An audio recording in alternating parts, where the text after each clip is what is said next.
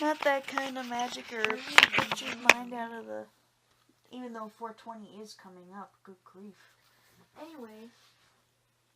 Are you ready? Yep.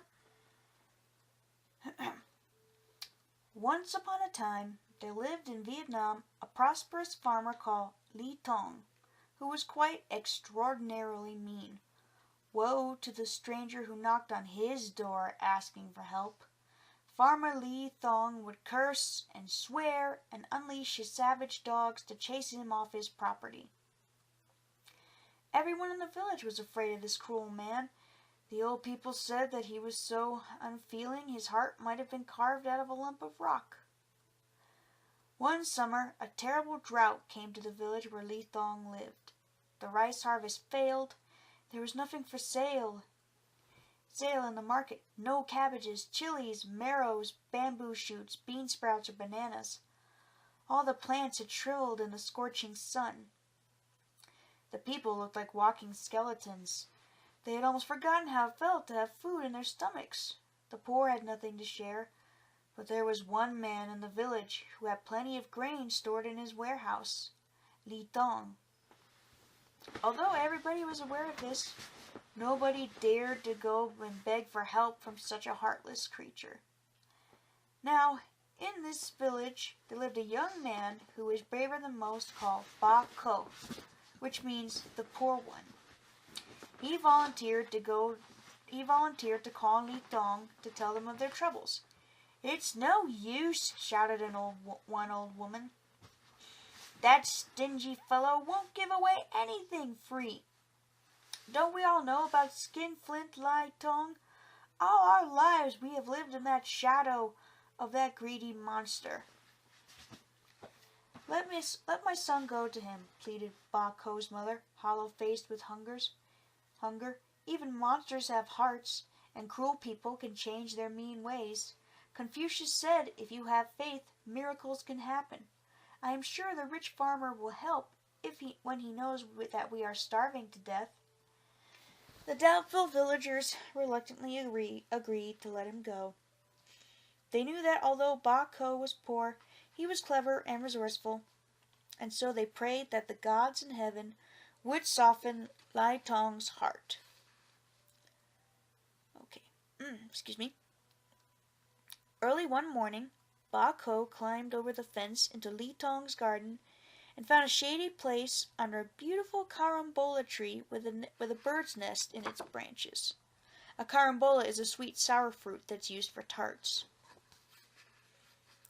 Although he was hungry, he made no attempt to pluck any of the delicious fruit. All he did was sit and stare at the treetop with great concentration. Farmer Li Tong was standing by a window, his stomach groaning with the weight of an enormous breakfast of roast duck, pork dumplings, and fried rice. Suddenly, he caught sight of Ba Ko sitting on the grass. "What's he doing there sitting on my grass?" he muttered angrily. "Uh-huh. Up to no good, I think. Come to steal my carambola fruit." So he called out, "Hey, you with the pumpkin face! What are you doing there?" Ba Ko said nothing. All he did was sit there, staring at the treetop. Farmer Li Tong was annoyed. Rushing out of his house, he came right up to Ba Ko, shouting, "Are you deaf? What are you staring at?" The young man didn't even turn his head, but kept his eyes fixed on the high branches. No, honorable sir," he said. "I'm not deaf. I heard you the first time, but I'm trying to concentrate. I can't take my eyes off this treetop. I'm looking for a nest. You've heard of the phoenix, the firebird? I saw him flying to this tree yesterday, so I suppose his nest is here. Everyone knows that he hides a magic herb in his nest. Listen, I can hear him." "Magic herb?" growled Li Tong. "What is magic about it? Tell me at once." "Everything about it is just too magic for words," said Ba Ko, scratching his head as if he was finding it hard to explain. "There's no other herb like it in the whole world, master." honorable master. It takes 1,000 years to flower, and another 1,000 years to bear fruit. But one single sprig of this herb will work such magic as you never saw in all your life." "What kind of magic? Quick, tell me about it! Hurry!" shouted Li Tong, shaking poor Ba Ko until his teeth rattled. First of all, if you stick a sprig in your hair, you become invisible. Secondly," but Li Tong didn't let him finish. He pushed and shoved Ba Ko across the grass. Get out of here!" he screamed. "To whom are you talking to?" Ba Ko asked politely, pretending he was quite amazed. "There's no one here but me." "I'm talking to you, Pumpkinhead," yelled the farmer. "That magic herb is mine. This is my garden, so you can get out of here." "But I know where it is, and I can destroy it if I wish," Ba Ko replied calmly. "Perhaps I will," and he started climbing the carambola tree. When Li Tong thought he was in danger of losing his precious herb, he began to shout, "Stop! Wait! Don't destroy it! Bring down the nest for me, and I'll give you 50 gold pieces for it." Ba Ko stopped climbing. 50 gold pieces? You're joking, rich farmer. I may be poor, but I'm no fool. I'll sell it to someone else." Li Tong shook his fist in the air as if he were thumping Ba Ko. Ba Ko, "Oh, very well, 100 gold pieces." Ba Ko looked up to heaven as if he were calling the gods to witness his despair. 100 gold pieces, he wailed. "Sorry, farmer, I've got so many mouths to feed. 100's not enough." 200 then, grunted the farmer. Ba Ko looked down at the farmer for a few moments. He said nothing, but he seemed to be making his mind up about something.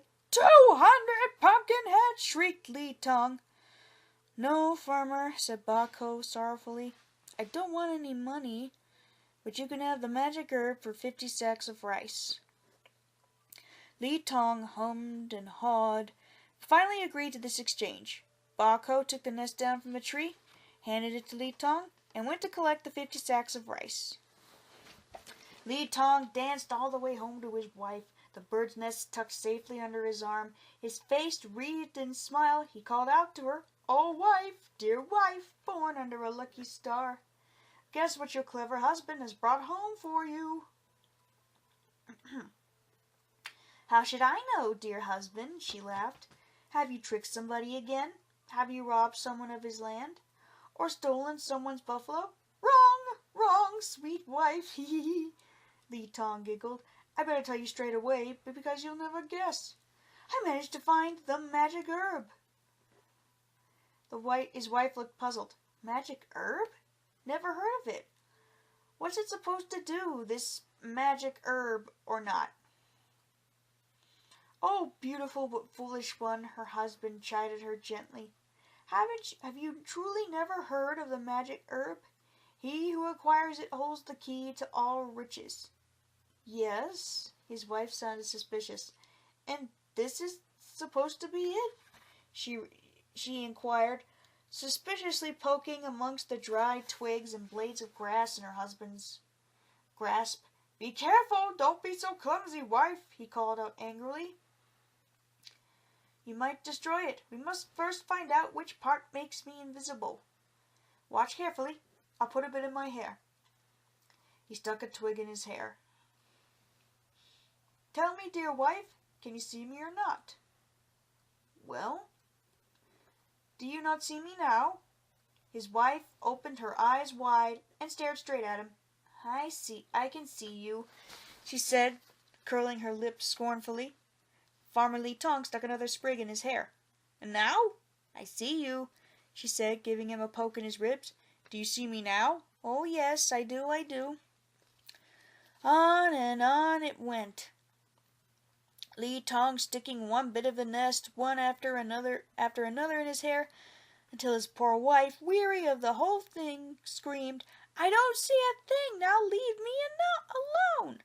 Farmer Li Tong jumped for joy. She can't see me!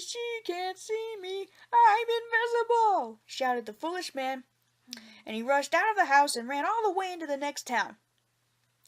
By the time he reached the town, Li Tong was exhausted. I'm hungry as a starving tiger." He growled. Then his nostrils began to quiver. A delicious aroma was coming from somewhere. Looking around, he saw a pancake stall. "Aha!" he said to himself. "My favorite coconut pancakes. I can grab as many as I want, and nobody will see me. What fun!" So saying, he stood in front of the pancake seller, snatched up 3 pancakes, stuffed them piping hot into his mouth, and ran away. And as he ran, he listened. Nobody was calling out to him. Nobody was shouting, although he had stolen 3 pancakes. Farmer Li Tong danced around. "He can't see me! He can't see me! I'm invisible!" He was so happy to find that everything was just too magic for words. Now the pancake seller happened to know Li Tong very well. Of course he had seen the farmer grab the pancakes, but he thought that Li Tong was in too much of a hurry to stop, and that he would pay him on his way back. So he said nothing. Li Tong, however, thought that the pancake seller's silence proved he was invisible. So, head in the clouds and thrilled with his newfound powers, the silly man rushed into the shop next door, where the shopkeeper was counting out his money. Looking straight into the shopkeeper's eyes, Li Tong stretched out his hand to grab the lot. The shopkeeper immediately screamed, "Thief! Thief! Catch him! Catch him!" And from all sides blows rained down fast and furious. Li Tong was too surprised to defend himself. Eventually he managed to escape and limped all the way home. When his wife saw the scratches on his face, she sighed. "I can see you now. Everything is just too magic for words." And as poor Li Tong felt the bumps on his head, he thought about how stupid and greedy he had been. And as for young Ba Ko, he carted off the 50 sacks of rice to the village square and shared them out amongst the hungry villagers. "If you have faith, miracles can happen," he laughed. There ends the story. I kind of like that one because it shows that even if you're rich and you've got money coming out of your ears, you still have to have some common sense. Mm-hmm.